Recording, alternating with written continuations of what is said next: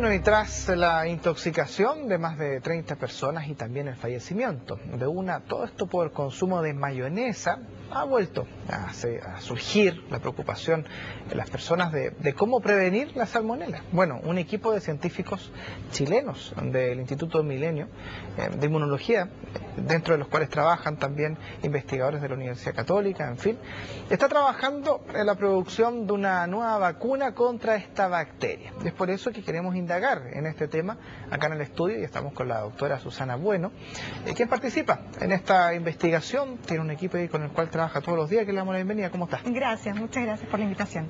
Bueno, a ver, esto es una gran noticia. Chile nuevamente se ubica en el grupo mundial de investigación más o menos importante en temáticas que no se hayan abarcado. ¿En qué fase de esta investigación de la vacuna estamos? Claro, básicamente lo que nosotros estamos trabajando e investigamos en conjunto en este grupo de investigadores, que somos los investigadores del Instituto Milenio en Inmunología e Inmunoterapia, es buscar nuevas soluciones a problemas de salud que son importantes tanto en nuestro país como a nivel mundial. Y una de las cosas que tenemos muy en cuenta son este tipo de bacterias que pueden causar intoxicaciones como las que tuvimos hace poco con la mayonesa.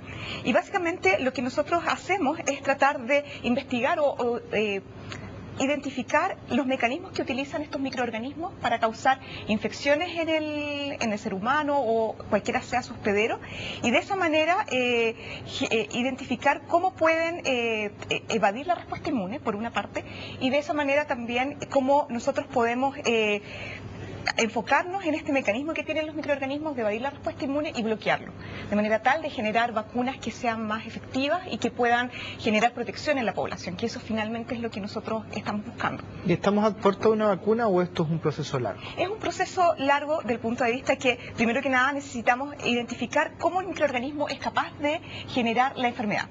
Después que nosotros identificamos, y eso lo hacemos en nuestro laboratorio a nivel genético, vemos cuáles de todos estos genes que podrían ser potenciales involucrados en este proceso serían importantes de eliminar y de esa manera hacer que el microorganismo sea menos virulento. Y eso ha sido una de las investigaciones que hemos hecho en el laboratorio. Conociendo esto, lo probamos como una potencial vacuna y ahora a nivel de laboratorio tenemos prototipos de vacunas que nos pueden ayudar a generar buenas respuestas inmunes. Ahora, del punto de vista del desarrollo de vacunas, para que llegue al ser humano, básicamente es un poco más lento porque se necesitan fases clínicas que lo primero que tienen que asegurar es que no sean tóxicas para los seres humanos y que también generen una buena respuesta inmune. Actualmente se han desarrollado vacunas contra salmonela que se han usado tanto en la industria avícola también como para humanos, pero el problema que tienen estas vacunas es que son de corta duración.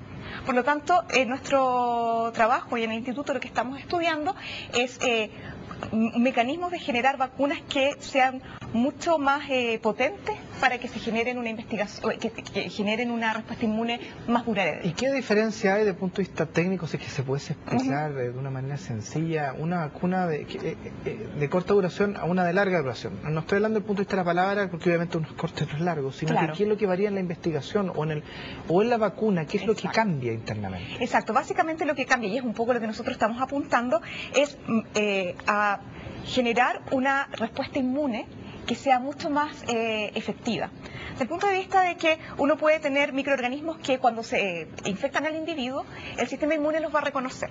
Ese es el primer punto. Pero ahora lo importante es modificar al microorganismo para que el sistema inmune, además de reconocerlo, genere una muy buena respuesta y lo que se denomina una memoria inmunológica a largo plazo.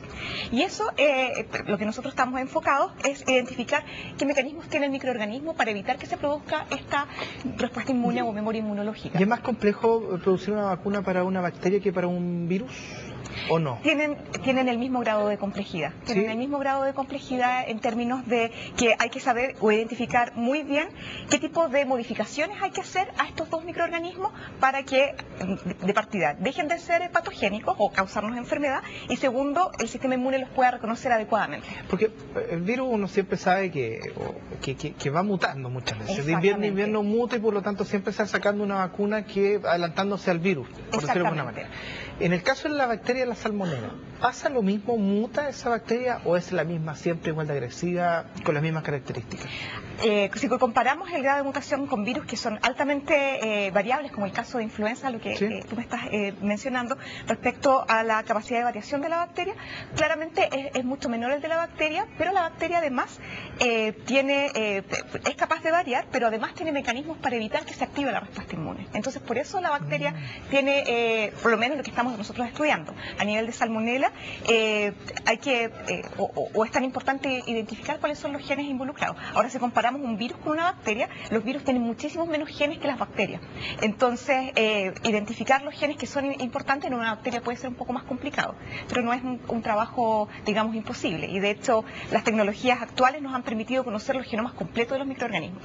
Cuando estamos hablando de protección futura o protección futura de una vacuna, estamos hablando quizás cuánto tiempo podría ser de duración efectiva en el organismo. Idealmente hay vacunas, por ejemplo, que se han generado contra algunos virus que duran de por vida. Por ejemplo, una de las vacunas que ha sido sumamente efectiva y que de hecho ya logró erradicar la enfermedad es la de la viruela. Por lo tanto, ya hay otros tipos de vacunas que se pueden aplicar una vez y generar una respuesta inmune de por vida para el individuo. Eso sería lo óptimo a nivel de salmonela. Y por otra parte, salmonela tiene la característica, digamos, que no es solo una bacteria, sino que son muchos tipos diferentes de bacterias. Por lo tanto, lo que a nosotros nos gustaría apuntar, y yo creo que eso es una parte clave de la investigación, es que se genere una vacuna que sea protectora contra todos los tipos de salmonela que existen. Entonces, en ese sentido, sería importante de partida eso, y segundo, que generara una respuesta por lo menos 15, 20 años que sea efectiva. Y la bacteria, bueno, la salmonela es bien agresiva. ¿Es recomendable esta vacuna, de acuerdo a los primeros estudios, aplicarla quizás, para hacerse una idea, a partir de qué edad, por ejemplo, va a ser aplicable, de acuerdo a los estudios, a pequeños o una cierta edad hacia arriba? Básicamente, en este minuto el nivel de investigación no nos permite decir a qué edad sería la más adecuada colocarla, porque eso básicamente necesita un nivel de estudio y de investigación bastante grande. Otra etapa. Es una fase ya mucho más avanzada, pero sí lo ideal es, en el caso de la enfermedad, es ver en cuáles son las edades de los individuos en las cuales se ven más expuestos y sufren mayores consecuencias. En este caso, claramente, salmonela no es un microorganismo que cause infecciones en niños demasiado pequeños, por ejemplo, en lactantes o en niños que tienen la protección, digamos, materna, la alimentación. Es cuando uno empieza a alimentarse, por ejemplo, de alimentos que podrían estar contaminados o alimentarse fuera de la casa, es donde uno tiene la mayor probabilidad de adquirir este microorganismo. Entonces, obviamente, en ese sentido, sería importante abarcar el grupo de personas que estuviesen más expuestos a encontrarse con esta bacteria.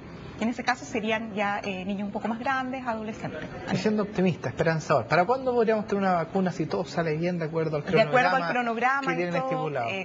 Básicamente yo creo que nos faltan un par de años de investigación a nivel de laboratorio, primero que nada, que nos permita asegurar que generar una vacuna que sea mucho más segura, que sea muy inmunogénica y que sea muy superior a las alternativas actuales. Nosotros hemos avanzado en eso, pero obviamente necesitamos hacer mucha mayor investigación para tener un prototipo bien caracterizado. Posteriormente vienen las fases clínicas, y las fases clínicas toman un poco más de tiempo. Y si todo va de acuerdo al plan, aproximadamente 10 años uno podría tener algo que está realmente seguro, que no es tóxica, que no causa una reacción adversa en el individuo y que además es protectora y puede generar una buena respuesta inmune y proteger contra la infección. O sea, queda un buen tiempo todavía encerrado ahí en la oficina, estudiando, analizando datos tras datos. Exactamente, a nosotros nos encantaría que fuera mucho más rápido, pero así. La investigación en vacunas es así, porque es muy importante asegurar, sobre todo, que a nivel, cuando se pasa a la fase de humano, sea segura y sea protectora. Por supuesto, pero felicitaciones, que le siga yendo bien. Gracias. Muchas gracias. Y nosotros de esta forma cerramos estos 30 minutos de noticias, así que no se separen nosotros y siga junto a la compañía de CNN Chile.